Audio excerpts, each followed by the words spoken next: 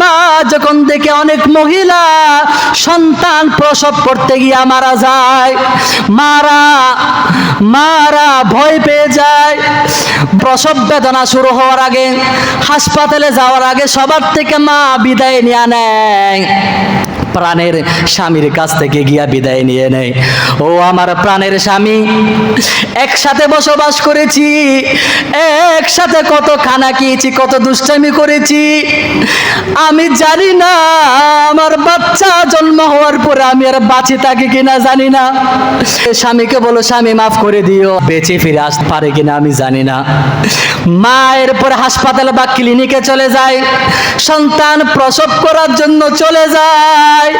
এই কষ্টের মুহূর্তে মা সন্তানরে ভুলে যায় না, আল্লাহরে বলে, আল্লাহ আমার শত কষ্ট হোক, আমার জীবনটা চলে যাক, আমি মারা যাই, কোনো অসুবিধা নাই, আমার জীবনের বিনিময় হইল আমার সন্তান দুনিয়ার আলো বাতাস দেখুক। আল্লাহু আকবার বলেন। কিতাবের মধ্যে আসছে, সন্তান প্রসব হওয়ার সময় মা যে কষ্টগুলা সহ্য করে, এক একটা কষ্ট সকরাতুল মৌতের মতো সমান। আল্লাহু আকবার বলেন। শুধু তাই নয়, মুসলমান বিজ্ঞানীরা বলছেন, একজন সুস্থ মানুষ 20 থেকে 30 ইউনিট ব্যথা সহ্য করতে পারে। আর কোনো মহিলা যখন, আপনার মা যখন আমাদেরকে প্রসব করেছে, দুনিয়ার মধ্যে যখন জন্ম দিয়েছে, ওই সময়ে 20-30 পেইন না, 20-30 ইউনিট না, প্রায় 50 থেকে 57 ইউনিট কষ্ট সহ্য করে আমাদেরকে দুনিয়ায় পাঠাইছে। আল্লাহু আকবার বলেন। ও মুসলমান, ভালো করে খেয়াল করেন। শুধু তাই নয়, মা এত ব্যথা, এত কষ্ট সহ্য করার পর সন্তান যখন দুনিয়ার মধ্যে চলে আসে, মা বলে, তাড়াতাড়ি আমার সন্তানদের আমার বুকে দাও, আমার সন্তানদের তাড়াতাড়ি আমার কলিজার মধ্যে লাগায়া দাও। তাড়াতাড়ি মা সন্তানকে বুকে নিয়া 10 মাস 10 দিন গর্ভধারণের এই কষ্টগুলা এবং প্রসব বেদনার কষ্টগুলা মুহূর্তের মধ্যে সন্তানকে কোলে নিয়া মা ভুলে যায়। আল্লাহু আকবার বলেন। যেই বাবা মা নিজের সন্তানের জন্য সারাটা জীবন কোরবান করে দেয়, যেই বাবা মা নিজের সন্তানের জন্য সারাটা জীবন শেষ করে দেয়, বর্তমান প্রজন্মকে দেখা যাচ্ছে এই বাবা মাকে তারা ভুলে যায়, অবহেলার পাত্র বানায় রাখছে, বাবা মায়ের খোঁজখবর নেয় না। আরো দুঃখের বিষয় হচ্ছে, বর্তমান যে সময় চলতেছে, বৃদ্ধাশ্রমের জমানা। কিসের জমানা? বৃদ্ধাশ্রম। এখন সন্তানেরা বাবা মাকে বৃদ্ধ হয়ে গেলেই বাবা মা বোঝা হয়ে যায়, বাবা মাকে বৃদ্ধাশ্রমে রেখে আসে, বাবা মাকে বৃদ্ধাশ্রমে গিয়ে রেখে আসে। কি খাইলো, কি পড়লো, কি করলো না করলো, কিছুর খোঁজ খবর রাখে না, খবর রাখে না। অনেক জায়গায় তো আমরা শুনেছি, মা বাবার জানাজাটা পর্যন্ত অনেক সন্তান পড়ার সময় পায় না। এই জন্য আমি চিন্তা করলাম, আজকে বাবা মায়ের সেবা যত্নর বিষয়ে একটু আলোচনা করব ইনশাআল্লাহ। বাবা মায়ের সেবা যত্ন করার জন্য রব্বুল আলামিন কোরআনে কারীমে বলেছেন। কেমন বলেছেন? আল্লাহ রব্বুল আলামিন কোরআনে কারীমে যেই জায়গার মধ্যে আল্লাহ রব্বুল আলামিনের ইবাদতের কথা বলেছেন, আল্লাহর গোলামির কথা যেই জায়গার মধ্যে বলেছেন, ওই জায়গার মধ্যে আল্লাহ তাআলা বাবা মার সেবা যত্নের কথা বলেছেন। তাহলে আল্লাহ রাব্বুল আলামিন কোরআনে কারীমে যেই জায়গার মধ্যে আল্লাহর ইবাদতের কথা বলেছেন, সেই জায়গার মধ্যে আল্লাহ রাব্বুল আলামিন বাবা মায়ের সেবা যত্নের কথা বলেছেন। কোরআনে কারীমে রব্বুল আলামিন জানায়া দিয়েছেন, وقضى ربك ألا تعبدوا إلا إياه وبالوالدين إحسانا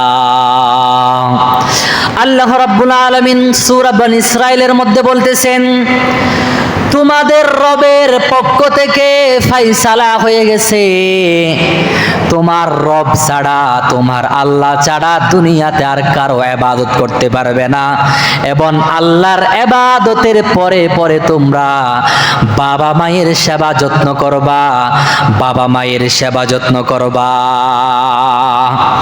আল্লাহ রাব্বুল আলামিন বলছেন বাবা মার সেবা যত্ন করার জন্য, বাবা মায়ের উপর ইহসান করার জন্য বলছেন। বাবা মায়ের উপর ইহসান অর্থ হচ্ছে, মুফাসসিরিনে কেরাম বলতেছেন, বাবা মার যেই সময়ে যেই জিনিস প্রয়োজন, বাবা মার যেই সময়ে যেই জিনিস প্রয়োজন, এই জিনিসের ব্যবস্থা করে দেওয়া, এর নাম হচ্ছে কি? ইহসান। তাহলে বাবা মায়ের সেবা যত্ন করা এটা একটা সেনসিটিভ বিষয়। কেননা বাবা মা যতক্ষণ পর্যন্ত রাজি হবে না, বাবা মা যতক্ষণ পর্যন্ত আপনার উপরে সন্তুষ্ট হবে না, আরশের মালিক আল্লাহ রব্বুল আলামিন আপনার উপরে সন্তুষ্ট হবে না। আর বাবা মা যদি নারাজ থাকে, বাবা মা যদি আপনার উপরে অসন্তুষ্ট থাকে, আকাশের মালিক আল্লাহ আপনার উপরে সন্তুষ্ট থাকবে না। এজন্য মুসলমান বলতে চায় বাবা মার সেবা যত্ন করতে হবে। কিয়ামত পর্যন্ত, শেষ নিঃশ্বাস ত্যাগ করা পর্যন্ত বাবা মার সেবা যত্ন করতে হবে। আল্লাহর ইবাদত যেরকম, আল্লাহর ইবাদত যেরকম ভাবে শেষ নিঃশ্বাস ত্যাগ করা পর্যন্ত করতে হয়, বাবা মার সেবা যত্ন শেষ নিঃশ্বাস ত্যাগ করা পর্যন্ত করতে হয়। এই জন্যই তো আল্লাহ তাআলা একই আয়াতের ভিতরে বাবা মার সেবা যত্নের কথাও বলেছেন, আবার আল্লাহর ইবাদতের কথাও বলেছেন। সুবহানাল্লাহ বলেন। তাহলে আল্লাহ রাব্বুল আলামিন কোরআনে কারীমে বাবা মায়ের সেবা যত্নের কথা বলেছেন। এমনকি হাদিসের মধ্যে আছে, আন আবি উমামা রাদিয়াল্লাহু তাআলা আনহু আন্না রাজুলান ক্বালা ইয়া রাসূলুল্লাহ, আল্লাহর নবীর কাছে একজন মানুষ এসে জিজ্ঞেস করলেন, ইয়া রাসূলুল্লাহ, মা হাক্কুল ওয়ালিদাইনি আলা ওয়ালাদিহিমা। ওগো রাসূল, ওগো প্রিয় হাবিব, বাবা মার উপরে আমাদের কি হক রয়েছে? বাবা মা আমাদের পক্ষ থেকে কি হক পায়? আল্লাহর নবী বললেন, ক্বালা হুমা জান্নাতুকা ওয়া নারুকা। আল্লাহর নবী বলছেন, বাবা মা হচ্ছে তোমার জান্নাত এবং বাবা মা হচ্ছে তোমার জন্য জাহান্নাম। আল্লাহর নবী বোঝাতে চায়, ও বান্দা, ও উম্মত, বাবা মায়ের সেবা যত্ন করবা, আল্লাহ তোমার জান্নাত দিয়ে দিবে। আর বাবা মায়ের সেবা যত্ন করবে না, বাবা মায়ের নাফরমানি করবা, আল্লাহ তাআলা তোমাদেরকে জাহান্নাম দিয়ে দিবে। নাউজুবিল্লাহ বলেন। আরেক হাদিসের মধ্যে আছে, আন নবী হুরায়রা রাদিয়াল্লাহু তাআলা আনহু قال جاء رجل إلى رسول الله صلى الله عليه وسلم فقال يا رسول الله من أحق الناس بحسن صحابتي। এক ব্যক্তি আল্লাহ নবীর কাছে আসলেন এবং জিজ্ঞেস করলেন, ইয়া রাসূলুল্লাহ, এই পৃথিবীর মধ্যে আমাদের পক্ষ থেকে সবচাইতে উত্তম ব্যবহার পাওয়ার হকদারকে, উত্তম আচরণ পাওয়ার হকদারকে একটু আমাদেরকে জানায়া দেন। আল্লাহর নবী বললেন, ক্বালা উম্মুকা, এই পৃথিবীর মধ্যে সবচাইতে তোমার থেকে উত্তম আচরণ পাওয়ার হকদার হচ্ছে তোমার মা। সাহাবী আবার জিজ্ঞেস করলেন সুম্মা মান, এরপরে কে? আল্লাহর নবী বললেন ক্বালা উম্মুকা, তোমার মা। সাহাবী তৃতীয়বার আবার জিজ্ঞেস করলেন সুম্মা মান, এরপরে কে? আল্লাহর নবী বললেন তোমার মা।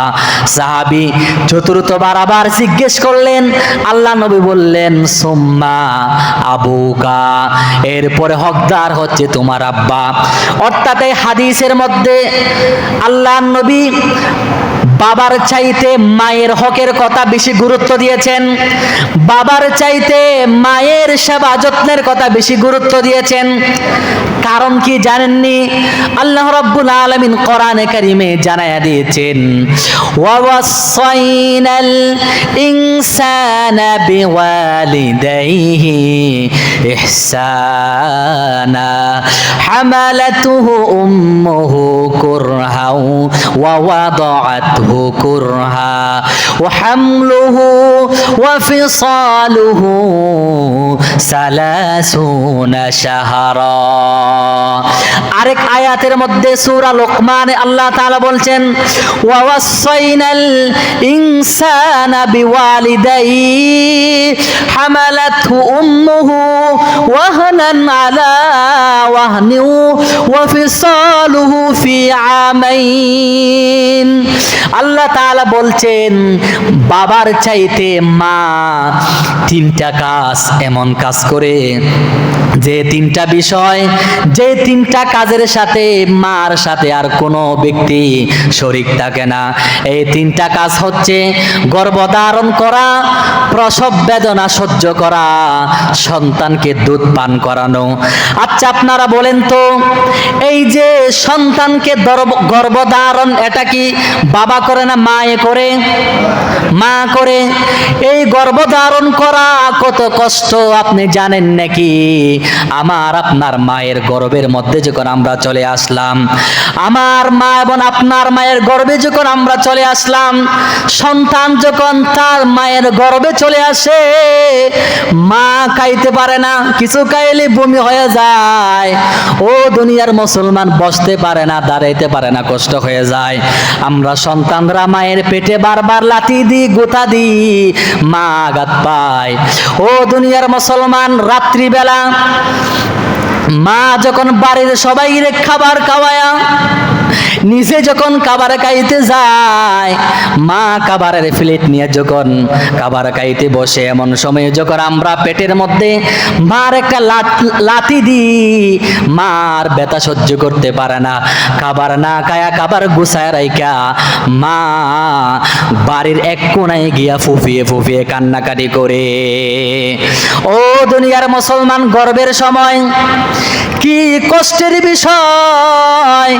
আমি আর আপনি তো রাত্রিবেলা ঘুমায়া যাই, কিন্তু আমরা যখন গর্ভের মধ্যে আসলাম, আমরা যখন আমাদের আব্বা এই যে মায়ের গর্ভে ছিলাম, আমার মারা ঠিকভাবে সুন্দরভাবে ঘুমাইতে পারে নাই।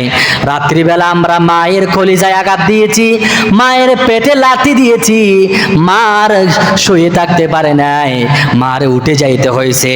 এক এক জায়গায় দাঁড়ায়া, বেলকুনির মধ্যে দাঁড়ায়া বা ঘরের কোনার মধ্যে দাঁড়ায়া মা ফুফিয়ে ফুফিয়ে মা কান্নাকাটি করে।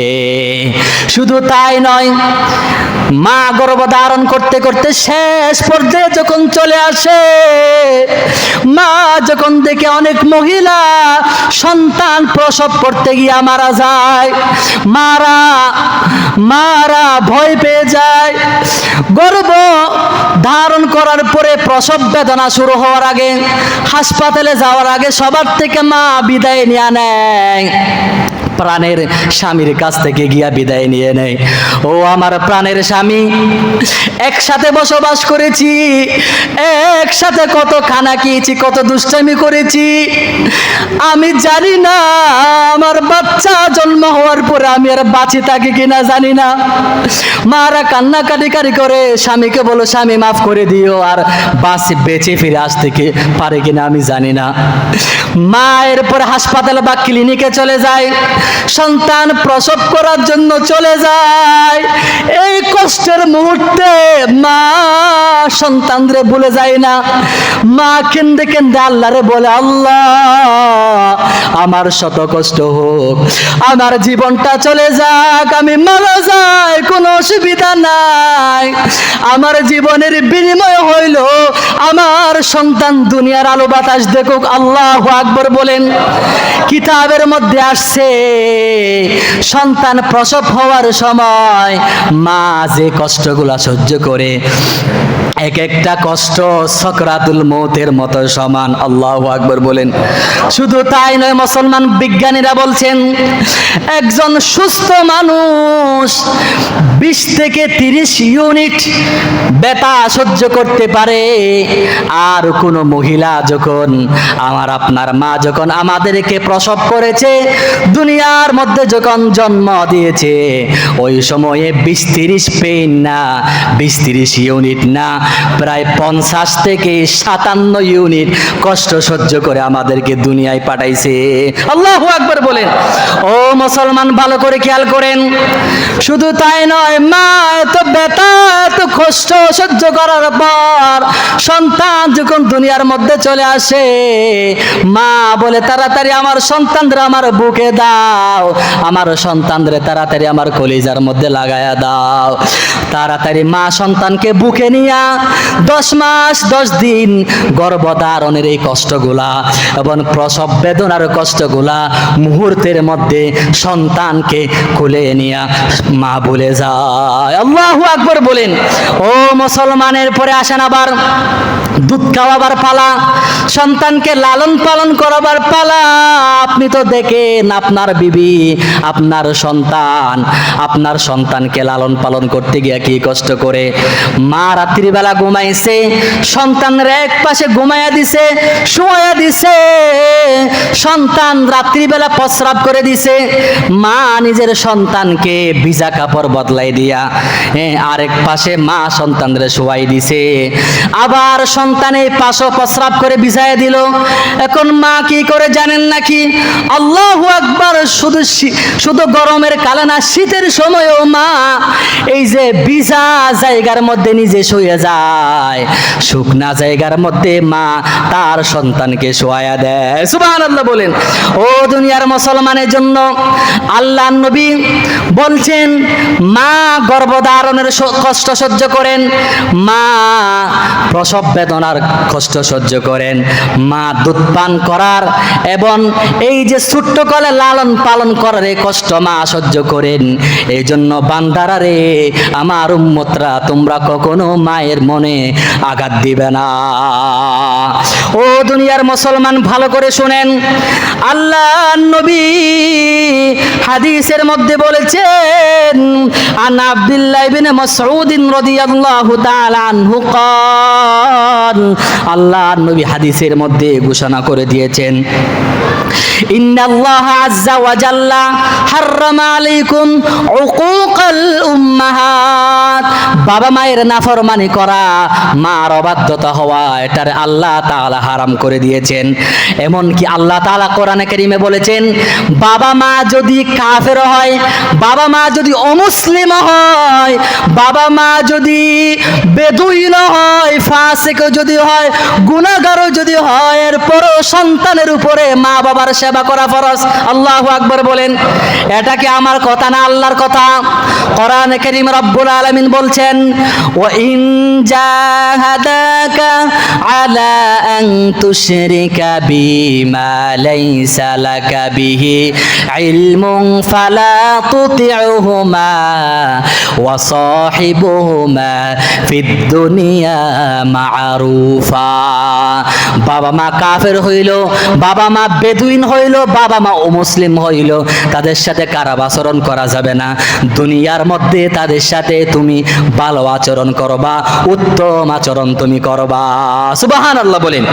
ও দুনিয়ার মুসলমান, আল্লাহ নবী হাদিসের মধ্যে বলেছেন, আন ইবনে আব্বাসিন রাদিয়াল্লাহু তাআলা আনহু আন্না রাসূলুল্লাহ সাল্লাল্লাহু আলাইহি ওয়াসাল্লাম قال মা মিন ওয়ালাদিন বাররিন ইয়ানজুরু ইলা ওয়ালিদাইহি নাযারাতা রাহমাতিন ইল্লা কাতাবাল্লাহু লাহু বিকুল্লি নাযারাতিন হাজ্জাতাম মাবরুরা।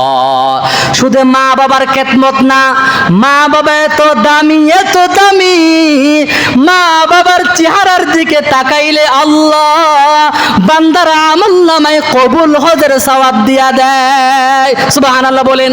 ও মুসলমান সাহাবায়ে কেরামরা জিজ্ঞেস করলেন, ইয়া রাসূলুল্লাহ, কোনো মানুষ যদি, কোনো ব্যক্তি যদি বাবা মায়ের চেহারার দিকে রহমতের নজরে, দয়ার নজরে যদি দিনে 100 বার যদি তাকায়, তাহলে কি আল্লাহ তাআলা বান্দার আমলনামায় 100 কবুল হজের সওয়াব দিবে নাকি?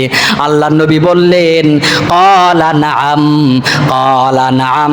কোন ব্যক্তি যদি মা বাবার দিকে রহমতের নজরে একবার না 100 বার যদি তাকায়, আল্লাহ তাআলা প্রতিবার তাকানোর বিনিময়ে কবুল হজের সওয়াব আল্লাহ বান্দার আমলনামায় দিয়ে দিবেন। সুবহানাল্লাহ বলেন। এখন আপনারা এখানের মধ্যে অনেক বাবা মা, অনেক বাবারা আছেন, অনেক মুরব্বীরা আছেন, যারা চাইলেও বাবা মার সেবা যত্ন করতে পারতেছেন না। মন চাই বাবা মার সেবা যত্ন করার, কিন্তু পারতেছি না। কেননা আমরা তো নিজের হাতে নিজের আব্বারে কবরের মধ্যে শোয়া দিয়েছি। এখানে অনেক আছে, অনেক মুরব্বী আছে, অনেক বাবা আছে, যারা নিজের মাকে কবরের মধ্যে নিজের হাতে শোয়া দিয়েছে।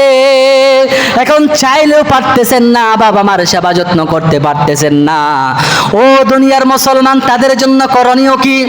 আল্লামা ইকবাল তার মা যখন মারা গেছে, মা মারা যাওয়ার পরে মায়ের কবরের পাশে দাঁড়ায়া দাঁড়ায়া তিনি বলতেছেন, উমর বর তেরি মোহাব্বত, উমর বর তেরি মোহাব্বত मेरी हतमत कर चुकी,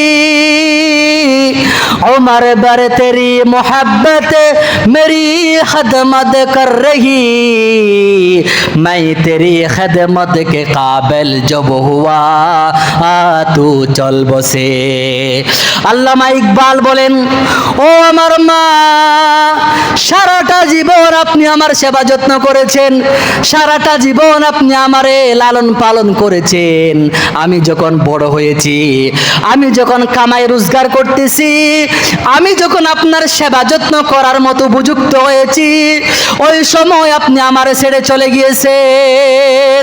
এভাবে বলে বলে আল্লামা ইকবাল কান্নাকাটি করতেছেন। ও মুরব্বীরা রে, এখন আপনাদের মধ্যে অনেকেও চাচ্ছেন আব্বা আম্মার সেবা যত্ন করবেন, বাবা মার সেবা যত্ন করবেন, কিন্তু চাইলেই পারতেছেন না। বাবা মারও তো কবরে শোয়া দিয়েছেন। এই জন্য আল্লাহ নবী বলে দিয়েছেন, যাদের আব্বা আম্মা দুনিয়ার মধ্যে বেঁচে নাই, তাদের জন্য উচিত হবে তারা যেন তাদের আব্বা আম্মার জন্য তারা যেন দোয়া করে। কেননা ও মুসলমান, ভালো করে শুনেন, যাদের আব্বা আম্মা বেঁচে আছে তাদের জন্য উচিত হবে তারা যেন কি করে? আব্বা আম্মার সেবা যত্ন করে।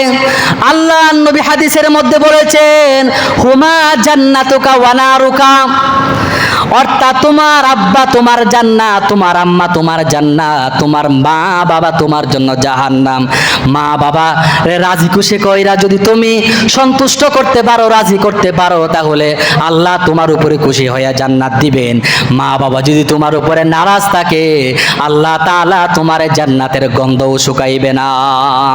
ও দুনিয়ার মুসলমানের জন্য আল্লাহ নবী হাদিসের মধ্যে বলেছেন, সালাসুন লা ইয়ানজুরুল্লাহু ইলাইহিম ফি ইয়াউমিল কিয়ামাতি, কিয়ামতের ময়দানে ভয়ঙ্কর মুহূর্তে আল্লাহ রাব্বুল আলামিন 3 ব্যক্তির দিকে আল্লাহ তাআলা তাকায়ও দেখবেন না, ছায়া দেখবেন না, তাকায়ও দেখবেন না। ওই 3 ব্যক্তির এক ব্যক্তি হচ্ছে আকুল ওয়ালিদাইন, যারা বাবা মায়ের সাথে নাফরমানি করে। আল্লাহ তাআলা আমাদের প্রত্যেককে নাফরমানি করা থেকে হেফাজত করুক, বলেন আমিন। ও দুনিয়ার মুসলমান, যাদের আব্বা আম্মা দুনিয়ার মধ্যে বেঁচে নাই, তাদের উচিত হচ্ছে তারা যেন বাবা মায়ের জন্য দোয়া করে। আল্লাহ তাআলা কোরআনে কারিমে বাবা মায়ের জন্য দোয়া করার শিক্ষা দিয়েছেন কি দেন নাই? আমার সাথে সাথে পড়ুন, রব্বির হামহুমা কামা রব্বায়ানি সগীরা, রব্বির হামহুমা কামা রব্বায়ানি সগীরা। সুযোগ পাইলে আপনারা আব্বা আম্মার কবর জিয়ারত করাবেন। হাদিসের মধ্যে আসছে কোন মানুষ যখন শুক্রবারে আব্বা আম্মার কবর জিয়ারত করাবে, আল্লাহ আব্বা আম্মার কবর জিয়ারত করানোর কারণে ওই বান্দার জীবনের গুনাহগুলো আল্লাহ মাফ করিয়া দেয়। ও দুনিয়ার মুসলমান, এজন্য বলতে চাই আল্লাহ রাব্বুল আলামিন কোরআনে কারিমে বলছেন ওয়াবিল ওয়ালিদাইনি ইহসানা, বাবা মায়ের সাথে ভালো আচরণ করো, উত্তম আচরণ করো। এখন তো যাদের আব্বা আম্মা মারা গেছে তারা ভালো আচরণ করতে পারতেছেন না, তাহলে কি করবেন? দোয়া করবেন, তাদের জন্য ঈসা আলাইহিস সওয়াব করবেন, কোরআন খতম করবেন, তাদের নামে কুরবান করবেন, তাদের নামে সদকা করবেন, তাদের নামে উমরা করবেন, বাবা মার নামে হজ করে সওয়াব পৌঁছাইবেন। কেন না? ও মুসলমান, আপনি যদি ভালো কাজ করেন তার কবরে গুলো পৌঁছে যাইবে। হাদিসের মধ্যে আছে সন্তান যখন দুনিয়ার মধ্যে থেকে ভালো কাজ করলে ওই ভালো কাজের সওয়াব বাবা মায়ের কবরে চলে যায়। আর বান্দা যখন বাবা মা মারা যাওয়ার পরে দুনিয়ার মধ্যে যদি কোনো মানুষ যদি গুনার কাজ করে, নাফরমানি করে, ওই গুনাহের ধাক্কা বাবা মায়ের কবরে গিয়া বাবা মা কষ্ট পায়। এই যে হাদিস, এই হাদিসের ব্যাখ্যাটা বুঝাবার জন্য আল্লামা শাইখুল হাদিস আল্লামা জাকারিয়া রাহমাতুল্লাহি আলাইহি একটা ঘটনা বর্ণনা করেছেন। এক আল্লাহর ওলি এক কবরস্থান দিয়ে হেঁটে যাচ্ছিলেন, হেঁটে যাওয়ার সময় কবরস্থান জিয়ারত করালেন, ইয়াসিন সূরা পড়লেন, সূরা ফাতিহা পড়লেন, কুল হুয়াল্লাহ পড়লেন। এগুলা পড়ার পরে দোয়া কইরা বাড়িতে চলে আসলেন। রাত্রিবেলা ঘুমাইলেন, ঘুমানোর পরে স্বপ্ন দেখতেছেন ওই বুজুর্গ, এই বুজুর্গ যে দোয়া সূরা পড়েছেন ওই দোয়া সূরার সওয়াব গুলারে ফেরেশতারা কবরবাসীদের মধ্যে বিতরণ করতেছে। ত্রাণ বিতরণ করে না, ত্রাণ ফুটলা ফুটলা করে ত্রাণ বিতরণ করে না, এরকম করে ওই বুজুর্গর সওয়াব গুলা কবরবাসীদের মধ্যে বিতরণ করা হচ্ছে। এখন বিতরণ করার সময় কবরবাসীরা লাইন ধরে দাঁড়িয়ে আছে। ওই বুজুর্গ দেখতেছে এক পাশে কবরের মধ্যে এক মহিলা কবরের মধ্যে বসে আছে, সওয়াবের জন্য লাইনের মধ্যে দাঁড়ায় নাই। ওই বুজুর্গ ওই মহিলার কাছে গেছে, বলতেছে মা, সবাই তো সওয়াবের জন্য লাইন ধরে দাঁড়ায় আছে, আপনি কেন সওয়াবের জন্য লাইন ধরতেছেন না? তখন মা বলতেছে, ওরে বাচাদন, ও বুজুর্গ, ও আল্লাহর ওলি, আমি দুনিয়ার মধ্যে একটা নেককার সন্তান রেখে আসছি, নেককার সন্তান আছে, ওই সন্তান প্রতিনিয়ত আমার জন্য সওয়াব পাঠায়, আমার জন্য নেকি পাঠায়, ওই নেকি আমি পাই, এই নেকির কারণে আমার কবর আলোকিত থাকে, এই জন্য ওই সওয়াবের আমার এত ইন্টারেস্ট নেই। ও দুনিয়ার মুসলমান, ওই মহিলা বলতেছে যদিও বা আমার সওয়াবের ভাগ আমার কাছে দিয়ে যাবে, কিন্তু এরপরও আমার সন্তান যেহেতু আমার কাছে সওয়াব পৌঁছায় তাহলে আমার আর কোনো টেনশন নাই। তখন মা, ওই মারে বলতেছে, বুজুর্গ সাহেব বলতেছে, ও মা, আপনার সন্তানের নাম কি? আপনার স্বামীর নাম কি? আপনার গ্রামের নাম কি? তখন ওই মহিলাটা বলে দিয়েছে কোন গ্রাম, কি কি নাম। ওই বুজুর্গটা হঠাৎ করে ঘুম থেকে জাগ্রত হয়ে গেল। ঘুম থেকে জাগ্রত হওয়ার পরে তাহাজ্জুদের নামাজ আদায় করলেন, ফজরের নামাজ আদায় করার পরে সকালবেলার দেরি করলেন না, স্বপ্নে যুগে যেই ঠিকানা দিয়েছে ঠিকানার মধ্যে চলে গিয়েছেন। বাজারের মধ্যে গিয়া দেখতেছে এক আল্লাহর বান্দা, এক যুবক দোকান করতেছে, ফাঁকে ফাঁকে দোকান করার ফাঁকে ফাঁকে কোরআনে কারীমের তেলাওয়াত করতেছে। তখন ওই যুবককে গিয়ে বলতেছে, যুবক তোমার নাম কি? ওই যুবকটা বলতেছে আমার নাম অমুক। তোমার আব্বার নাম কি? আমার আব্বার নাম অমুক। এরপর বলতেছে তোমার আম্মারে ওই অমুক কবরস্থানে দাফন করা হয়েছে নাকি? ওই যুবকটা বলতেছে হ্যাঁ হ্যাঁ। ওই কথা বলার পরে বুজুর্গ বলতেছে, বাচাদন, তাড়াতাড়ি বুকে আয়, তাড়াতাড়ি কলিজায় আয়, তোর আম্মা কবরের মধ্যে শান্তিতে আছে, তোর আম্মা কবরের মধ্যে শান্তিতে আছে, চিন্তা করিস করিস না, এভাবে বলে বুকে জড়ায় নিলেন। এখন এরপরে আল্লামা জাকারিয়া সাহেব রহমতুল্লাহ আলাইহি লিখতেছেন, অনেক দিন পরে আবার ওই বুজুর্গ ওই কবরস্থান জিয়ারত করালেন। কবরস্থান জিয়ারত করার পরে রাত্রিবেলা বাড়িতে চলে আসলেন। বাড়িতে চলে আসার পরে দেখতেছেন আবার সওয়াবগুলা বন্টন করতেছে ফেরেশতা। এখন কিন্তু আজকে কিন্তু দৃশ্য পাল্টে গেছে। গতবার যখন স্বপ্নে দেখছে তখন ওই মহিলাটা বসেছিল, কিন্তু আজকে দেখা যাচ্ছে ওই মহিলাটা সবার সামনে এগিয়ে গিয়ে সওয়াবের পুটলার জন্য দাঁড়িয়ে আছে। বুজুর্গ তাড়াতাড়ি এগিয়ে গেলেন। বুজুর্গ বলতেছেন, মা আপনি আজকে কেন সবাই রে এগিয়ে গিয়ে সামনে গিয়ে আপনি কেন সওয়াবের জন্য পাগল পারা হইলেন? তখন ওই মহিলা কেঁদে কেঁদে বলতেছে, ওর আল্লাহর বুজুর্গ, ও আল্লাহর ওলি, শুনো, পৃথিবীর মধ্যে সকাল বেলা যদি সূর্য উঠে তাহলে পৃথিবীটা আলোকিত হয়, তাই না? হ্যাঁ, সকালবেলা সূর্য উঠলে পৃথিবী আলোকিত হয়। এরকম ভাবে কবরের মধ্যে, কবরের পাশে কেউ যদি দাঁড়ায়া যদি কি করে সওয়াব পৌঁছায়, হ্যাঁ, ইসালে সওয়াব করে, ওই সওয়াবগুলো আমরা পাই, ওই কারণে আমাদের কবরগুলো আলোকিত হয়। ও বুজুর্গ, শুনো শুনো, আমার সন্তান ছিল, আমার সন্তান আমার কাছে সওয়াব পৌঁছাইতো, আমার কবর আলোকিত হইতো, কিন্তু আমার সন্তান কিছুদিন পূর্বে ইন্তেকাল করেছে। আমার সন্তান আর আমার কাছে সওয়াব পৌঁছাইতে পারে না, এই জন্য আমি আজকে সওয়াবের জন্য কাঙ্গাল হয়ে গেছি। এই জন্য আল্লামা জাকারিয়া সাহেব রহমতুল্লাহ আলাইহি তিনি বলতেছেন, ও দুনিয়ার সন্তানেরা, যাদের আব্বা আম্মা দুনিয়া থেকে চলে গিয়েছে, যাদের আব্বা আম্মাকে কবরের মধ্যে শোয়া রাখছেন, তারা নেকির কাজ ছাড়বেন না। কি করবেন না? নেকির কাজ ছাড়বো না, গুনাহের কাছের দ্বারও কাছেও যাব না, গুনাহের দ্বারও কাছেও যাব না।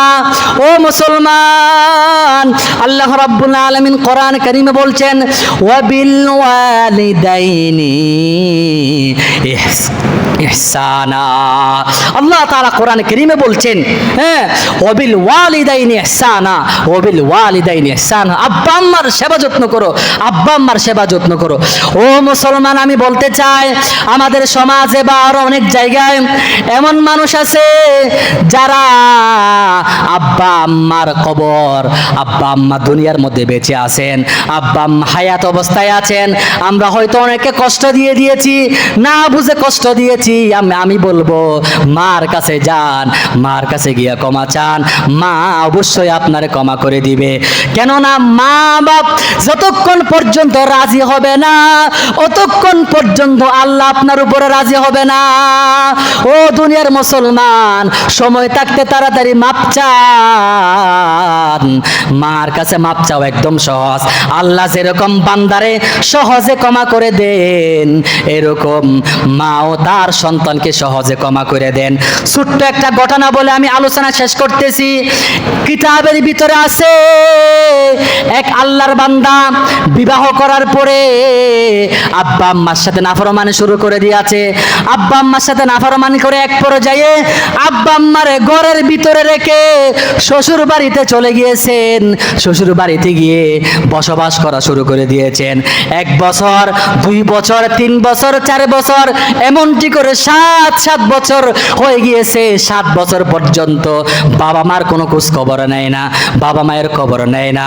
এক পর্যায়ে ও দুনিয়ার মুসলমান, আল্লাহ তাআলা তার উপর রাগান্বিত হয়ে গিয়েছেন। আল্লাহ তাআলা তার উপর রোগ দিয়েছেন, অসুখ দিয়েছেন, অসুস্থ হয়ে গেছে।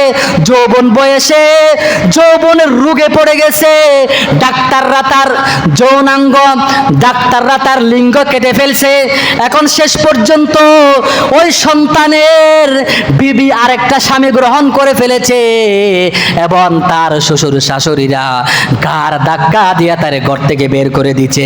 এখন ওই সন্তান কি করবে শেষ মুহূর্তে?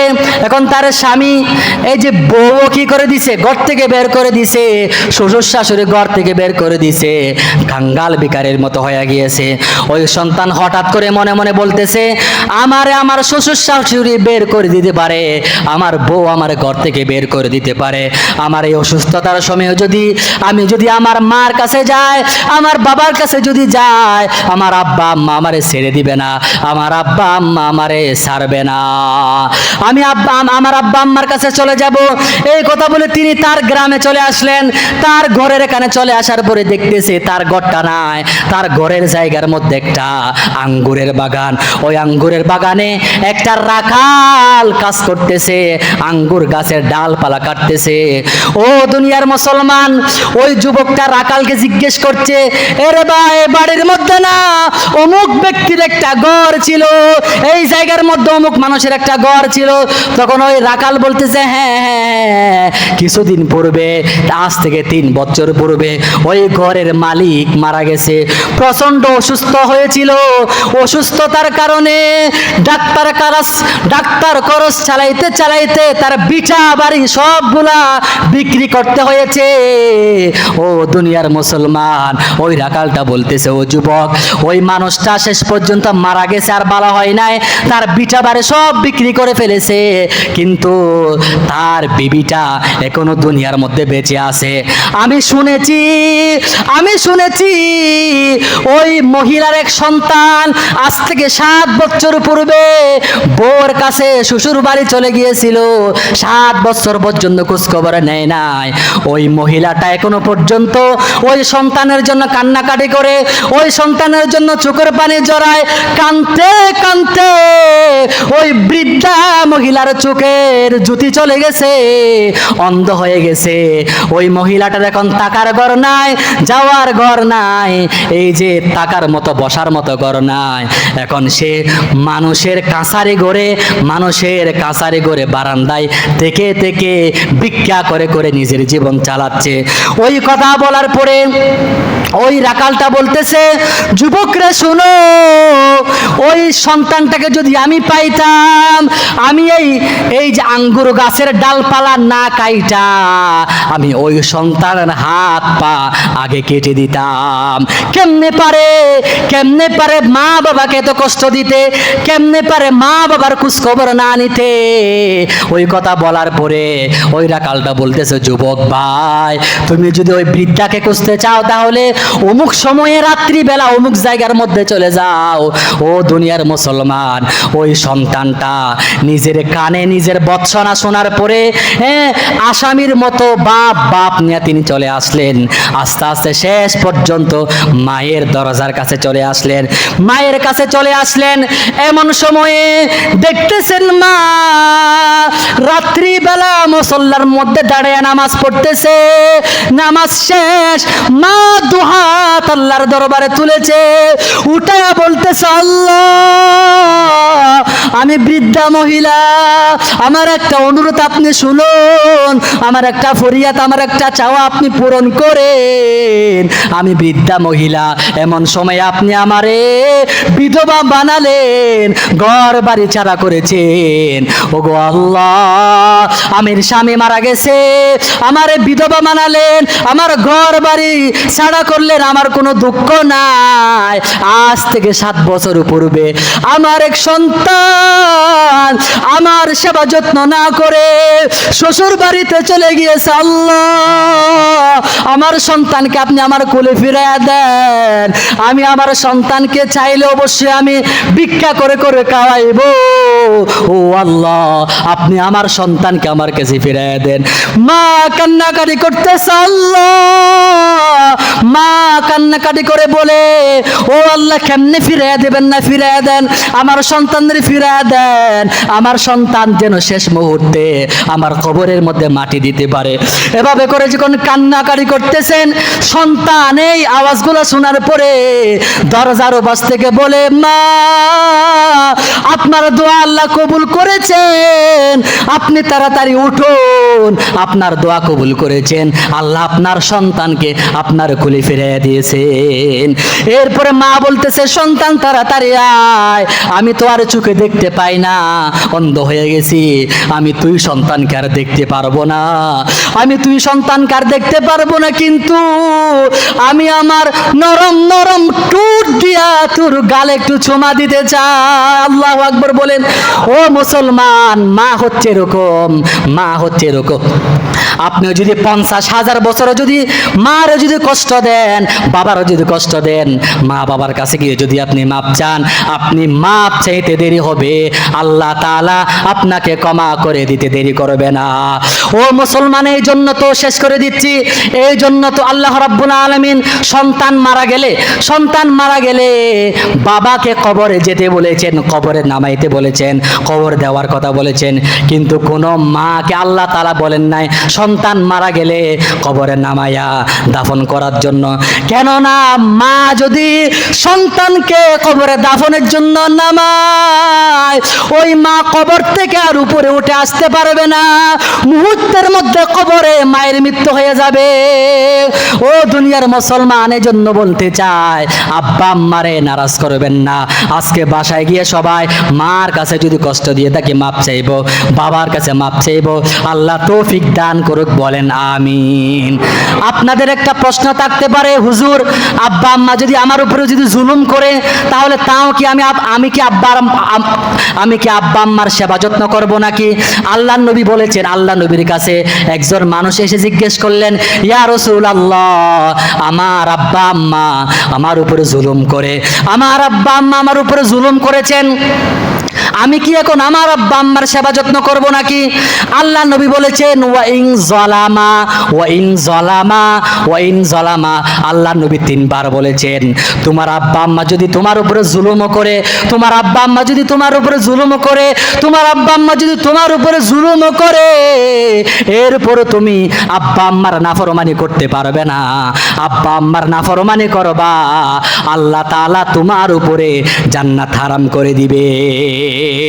এজন্য লাস্ট কথা, শেষ কথা হচ্ছে, রাজার রব্বি ফি রিদাল ওয়ালিদি, আব্বা আম্মারে রাজি খুশি করা ছাড়া, আব্বা আম্মারে রাজি খুশি করা ছাড়া আল্লাহ রাজি খুশি হবেন না।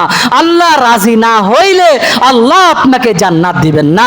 এজন্য বাবা মা দুনিয়াতে বেঁচে থাকতে, বাবা মা এখনো বেঁচে আছে, সময় আছে, বাবা মা চলে গেলে হাজারো কান্নাকাটি করে আর পাবেন না ক্ষমা চাওয়ার জন্য, আর পাবেন না সেবা যত্ন করার।